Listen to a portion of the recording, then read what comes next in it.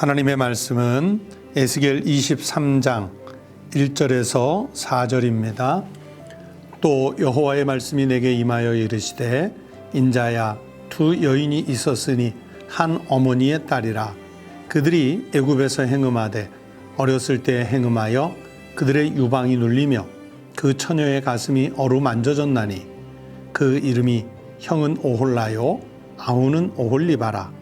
그들이 내게 속하여 자녀를 낳았나니 그 이름으로 말하면 오홀라는 사마리아요 오홀리바는 예루살렘이니라. 오늘 우리에게 주신 하나님 말씀입니다. 성도 여러분, 한 주간을 또 새롭게 시작하는 월요일 아침입니다. 이 한 주간도 하나님 은혜 중에 살아가시는 축복이 있으시기를 바라고요. 그리고 오늘 하루도 하나님이 주신 생명 가운데 하나님의 백성다운 삶을 잘 살아내는 축복이 있으시기를 주의 이름으로 축원합니다. 여기 23장은 아주 유명한 비유가 나오지요. 아마 많이 들어보셨을 텐데 오홀라와 오홀리바라는 자매의 비유입니다. 여기에 보면은 그래서 두 여인이 한 어머니의 딸로 낳았는데 그 형이 이름은 오홀라고요. 아우는 오홀리바라고 이렇게 4절에서 말씀했는데 여기서 오홀라는 사마리아를 상징한다. 오홀리바는 예루살렘을 상징한다. 그렇게 4절이 말씀하지요.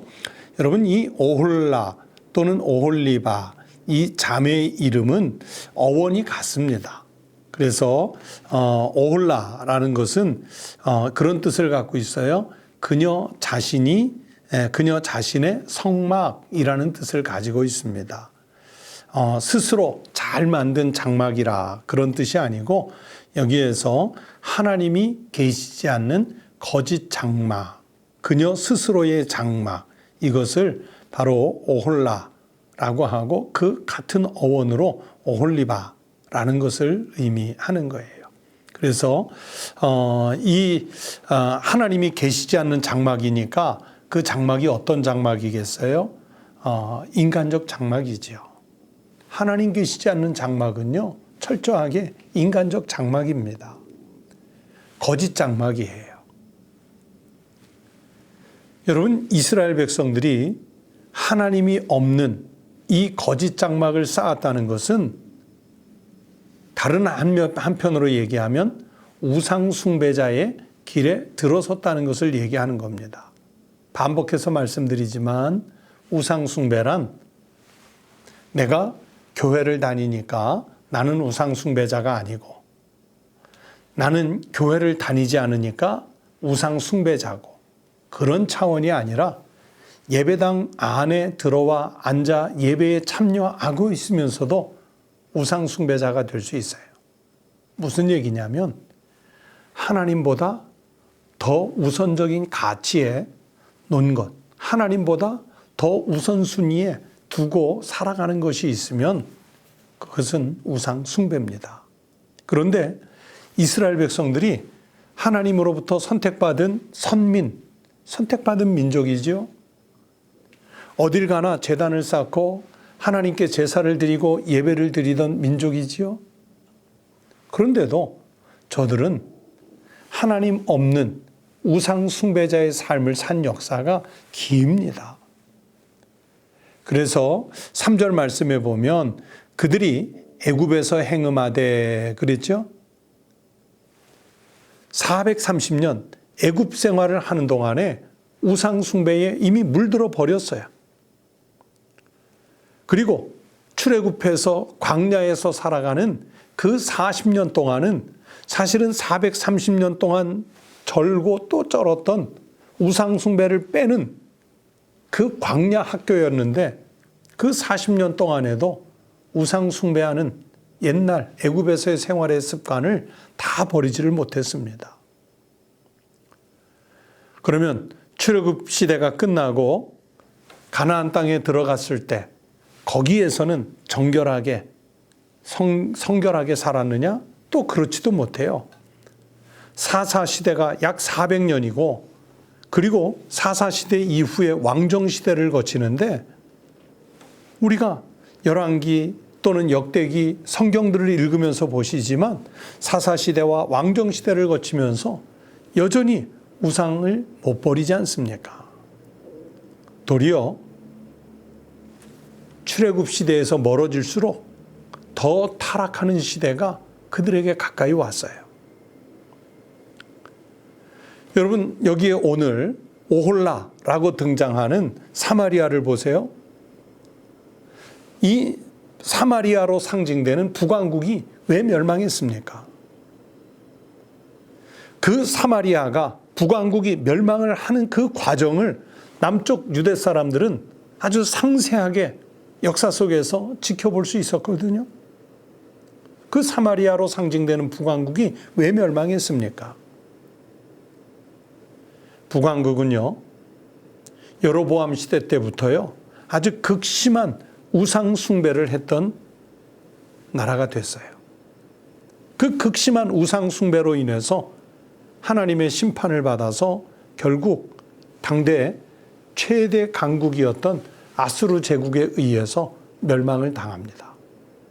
그리고 백성들은 강제 이주 정책에 맞추어 곳곳에 흩어지고, 또 아수르 사람들이 사마리아를 비롯한 북왕국에 들어와 터를 잡고 살고, 그러면서 아예 북쪽에 있었던 이스라엘 민족이라는 자체가 거의 소멸되고 혼혈이 되고 민족으로서의 그 순수성을 잃어버리게 되지 않습니까? 이유가 뭐예요? 우상 숭배 때문에. 그런데 지금 에스겔 선지자는 여기에서 뭘 말씀하려고 하는 것이냐? 북왕국이 그렇게 극심한 우상 숭배로 멸망해서 소멸되는 과정을 지켜봤는데, 오홀라가 멸망하는 것을 지켜봤는데, 오홀리바인 남왕국, 유다, 예루살렘도 여전히 같은 죄로 북왕국이 아수르에 멸망한 것처럼 바벨론 제국에 의해서 멸망을 당하는 길로 들어섰다는 것을 얘기하는 거예요. 이제는 회개할 기회조차 없어졌습니다. 회개할 수 있는 기회를 잃어버렸어요. 그래서 읽지는 않았지만 22절 이하의 말씀에 보면, 그러므로 오홀리바야, 주 여호와께서 이같이 말씀하셨느니라. 나는 네가 사랑하다가 싫어하던 자들을 충동하여 그들이 사방에서 와서 너를 치게 하리니.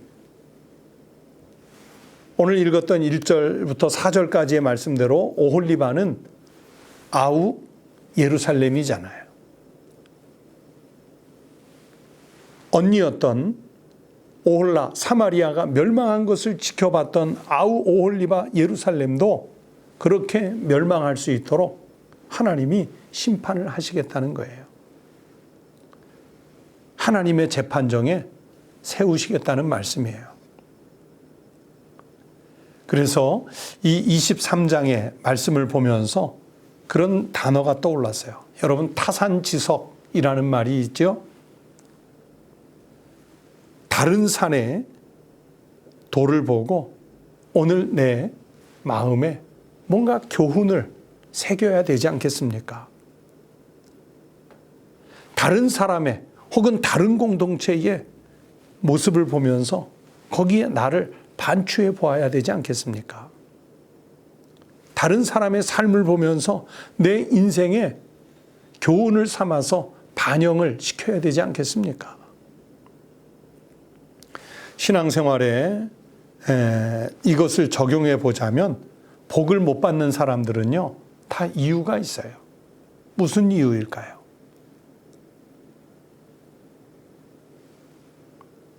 하나님 말씀 없이, 하나님 없이 살아가는 사람들입니다. 더 중요한 사실은 여러분, 신앙생활 잘해서 복 받는 이들, 타산지석처럼 한번 지켜보세요. 그들은요, 고난과 역경을 극복하고 어떤 위기 가운데 빠져들어도요, 아주 담대한 믿음으로 살아냅니다. 어떻게 저런 상황에서, 저런 위기 속에서 자신의 신앙을 지키지? 자기 십자가를 지고 따라가지? 저렇게 헌신적일 수 있지? 굳이 드러내놓고 선전하지 않아도요, 알 수 있어요. 그리고 이 오홀라와 오홀리바의 관계를 통해서 또 우리가 깨달아야 할 것은 회개할 수 있는 기회를 놓치지 말아야 한다. 북왕국 이스라엘 그리고 그의 수도인 사마리아가 멸망하는 이 과정을 지켜보면서 남왕국 오홀리바 예루살렘이 해야 할 일은 하나님 앞에 회개하는 일이었지요. 그 기회를 놓치면 안 됐습니다. 베드로후서 3장 9절 말씀해 보시면 하나님은 오래 참으사 아무도 멸망하지 않고 다 회개하기를 기다리신다고 말씀했습니다.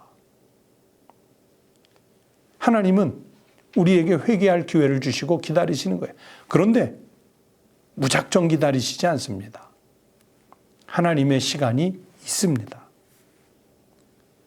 그래서 하나님의 시간이 닿으면 심판이 올 것인데 그 심판은 우리가 예상치 못한 시간에 불현듯 밀려올 것입니다. 그래서 오늘 우리가 살아있다면, 오늘 내가 하나님 앞에 나의 신앙을 고백한다면 오늘이 바로 신실하게 살아야 하는 날이고 오늘이 바로 하나님 앞에 무릎 꿇고 회개해야 되는 날인 거예요.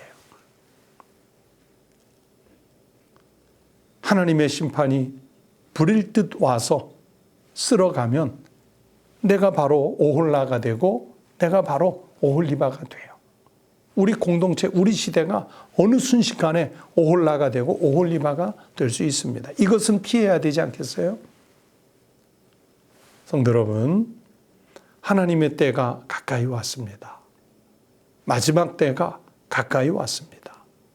우리는 그때가 언제 있는지 알 수 없지만 하나님이 정하신 때 우리를 심판하신다 해도 하나님 앞에 우리는 거룩한 백성으로 다 들어갈 수 있는 그런 준비된 신앙, 그런 하나님의 나라를 준비하는 신앙의 삶을 살아내는 우리 모든 복된 믿음의 성도들이 꼭 되시기를 주의 이름으로 축원합니다. 기도하겠습니다.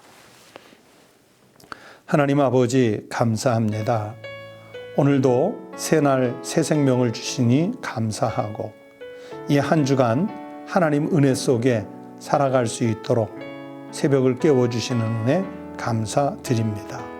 하나님, 오홀라와 오홀리바가 사마리아와 예루살렘이 하나님 앞에 불순종하여 하나님 없는 삶을 살다가 멸망의 길을 갔던 그것을 기억하여 오늘 우리는 하나님 앞에 무릎 꿇고 하나님의 뜻을 구하며 말씀에 순종하는 삶을 살겠다고 다시 한번 다짐하고 헌신을 결단하는 주의 백성들이 되게 하여 주시옵소서.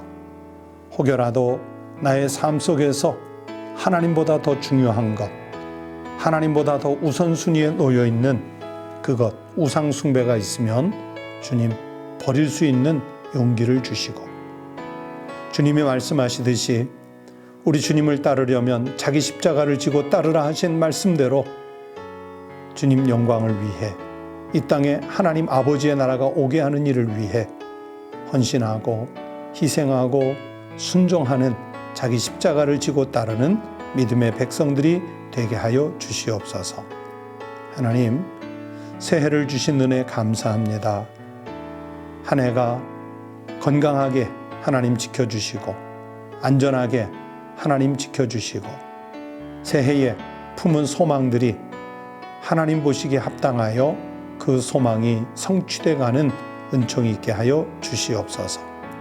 특별히 우리 가정, 우리 가문이 예수 잘 믿는 가정이 되게 하시고 부모로부터 자녀, 후손의 세대에 이르기까지 신앙의 궤를 견고하게 세워가는 복된 집안이 되게 하여 주시옵소서. 오늘도 하나님 앞에 기도하는 우리 성도들의 기도를 들어주시고 연락하여 주시옵소서. 거룩하신 우리 주님 예수님의 이름으로 기도드리옵나이다. 아멘. 함께 기도하시겠습니다.